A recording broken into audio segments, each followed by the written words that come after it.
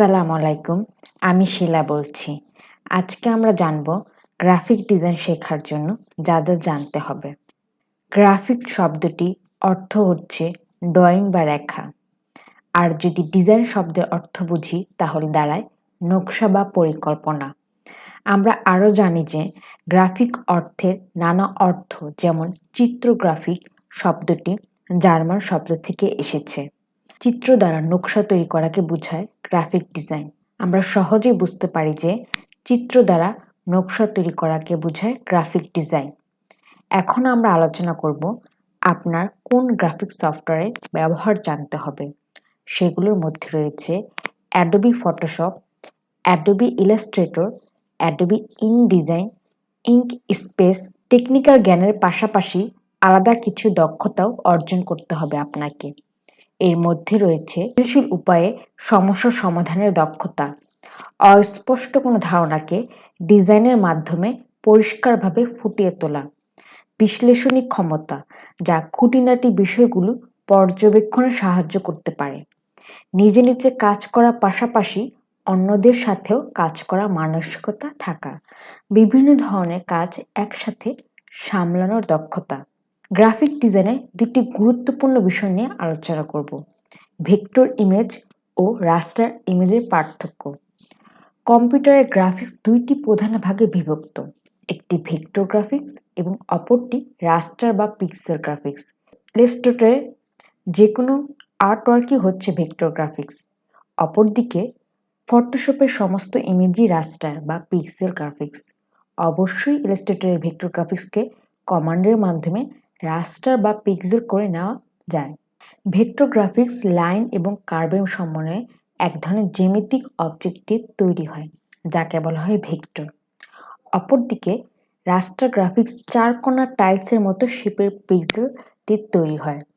রাস্টার ইমেজের সবচেয়ে বড় অসুবিধা হচ্ছে এতে নির্দিষ্ট সংখ্যক পিক্সেল থাকে, ইমেজটি ফেটে যায়। যখন ভেক্টর গ্রাফিক্সকে বড় করা হয় তখন অবজেক্টগুলো পরিবর্তন হয়, ফলে ইমেজগুলো ফাটে না।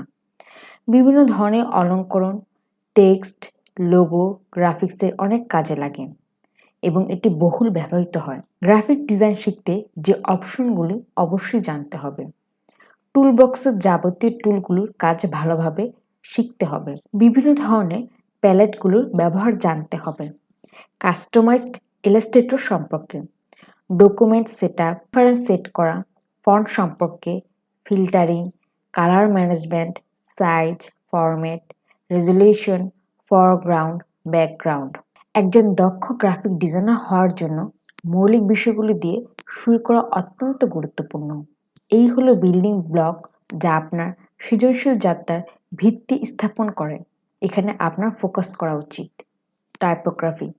টাইপোগ্রাফি দৃশ্যমান আকর্ষণীয় ডিজাইন তৈরি করতে টাইপফেসগুলি সাজানোর শিল্পকে বোঝায়। ডিজাইনের মাধ্যমে কার্যকর যোগাযোগের জন্য বিভিন্ন ফন্ট ফ্যামিলি, কার্নিং, লেডিং এবং হায়ারার্কি বোঝা অপরিহার্য। রঙের তত্ত্ব। রং আবেগ জাগিয়ে তোলে এবং ডিজাইনের একটি গুরুত্বপূর্ণ ভূমিকা পালন করে। রঙের সংমিশ্রণ, সম্পৃক্তি, বৈসাদৃশ্য এবং কিভাবে তারা দর্শকের উপলব্ধিকে প্রভাবিত করতে পারে সে সম্পর্কে জানুন। রচনা বা বিন্যাস। নকশার নীতিগুলো শিখুন, যেমন ভারসাম্য, প্রান্তিকরণ, প্রক্সিমিটি এবং পুনরাবৃত্তি। এই নীতিগুলো আপনাকে দৃশ্যমান আকর্ষণীয় রচনাগুলি তৈরি করতে সহায়তা করে, যা দর্শকের চোখকে গাইড করে। Grid system. গ্রিডগুলো ডিজাইনের গঠন এবং ধারাবাহিকতা প্রদান করে। মাস্টারিং গ্রিড সিস্টেম আপনাকে সংগঠিত লেআউট তৈরি করতে সক্ষম করে। এখন আপনি মৌলিক বিষয়গুলো বুঝতে পেরেছেন। আসুন গ্রাফিক ডিজাইনের জন্য প্রয়োজনীয় সফটওয়্যার এবং সরঞ্জামগুলি অনুসরণ করি। Adobe Creative Suite. Adobe Illustrator, Photoshop এবং ইনডিজাইন গ্রাফিক ডিজাইনের জন্য বহুল ব্যবহৃত সফটওয়্যার। এই অ্যাপ্লিকেশনগুলি শেখার জন্য সময় বিনিয়োগ করুন, কারণ তারা বিস্তৃত সরঞ্জাম এবং বৈশিষ্ট্যগুলো অফার করে। স্কেচিং এবং ওয়ার ফ্রেমিং। ডিজিটাল ডিজাইনে আপনার স্কেচিং দক্ষতা বিকাশ করা গুরুত্বপূর্ণ। স্কেচিং আপনাকে ধারণাগুলিকে চিন্তা করতে এবং ধারণাগুলিকে দক্ষতার সাথে কল্পনা করতে সহায়তা করে। ডিজাইনে কোলাবোরেশন টুলস। একজন গ্রাফিক ডিজাইনার হিসেবে সহযোগিতা হলো মূল বিষয়। ইনভিশন এবং জেপলিন এর মতো টুলগুলি আপনাকে ডিজাইন ফাইল শেয়ার করতে, ফিডব্যাক পেতে, ক্লায়েন্ট গ্রুপ সদস্যদের সাথে করতে সাহায্য করে। একজন গ্রাফিক ডিজাইনার হিসাবে ডিজাইনের নীতি এবং শিল্পের প্রবণতাগুলির সাথে আপ টু ডেট থাকা অত্যন্ত গুরুত্বপূর্ণ। এখানে ফোকাস করার জন্য কিছু দিক রয়েছে। ব্যবহারকারী অভিজ্ঞতা ডিজাইন। ইউএক্স ডিজাইন একটি ডিজাইনের মধ্যে ব্যবহারযোগ্যতা, অ্যাক্সেস যোগ্যতা উন্নত করে, ব্যবহারকারীর সন্তুষ্টি বাড়ানোর উপর ফোকাস করে। ব্যবহারকারী কেন্দ্রিক নকশা, ওয়ারফ্রেমিং এবং ব্যবহারকারী পরীক্ষা সম্পর্কে জানুন এবং ডিজাইন তৈরি করতে যা একটি বিরামহীন অভিজ্ঞতা প্রদান করে। আপনার ডিজাইনগুলি বিভিন্ন ডিভাইসে দুর্দান্ত দেখায় তা নিশ্চিত করতে প্রতিক্রিয়াশীল ডিজাইনের নীতিগুলো বুঝুন। মিনিমালিজম এবং ফ্ল্যাট ডিজাইন প্রবণতা পেয়েছে, কিভাবে পরিষ্কার এবং সাধারণ ডিজাইন তৈরি করতে হয় তা শিখুন। তা স্পষ্টভাবে জোর দেয় এবং প্রয়োজনীয় উপাদানগুলিতে ফোকাস করে। মোশন গ্রাফিক্স আপনার ডিজাইনে গতি যোগ করা সেগুলোকে জীবন্ত করে তুলতে পারে। আকর্ষক গতি গ্রাফিক্স তৈরি করতে এবং আপনার ডিজাইনগুলিতে উন্নত করতে অ্যাডোবি আফটার এফেক্টের মতো অ্যানিমেশন টুলগুলো ব্যবহার করুন। গ্রাফিক ডিজাইনে আপনাকে জানতে হবে কোন ভুলগুলো কখনোই আপনার করা উচিত না।